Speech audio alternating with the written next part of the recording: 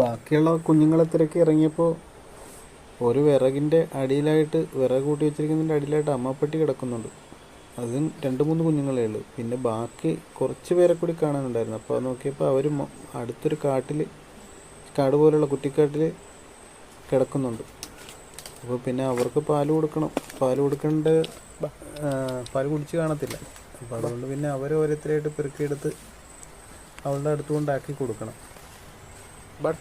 അവൾക്കിപ്പോൾ ഞാനിപ്പോൾ നോക്കാനൊക്കെ വരുന്നതുകൊണ്ട് എല്ലാം എൻ്റെ ഉത്തരവാദിത്വം പോലെയാണ്. ഇപ്പം ഞാനാണ് ചെയ്യേണ്ടത് ഇതൊക്കെ.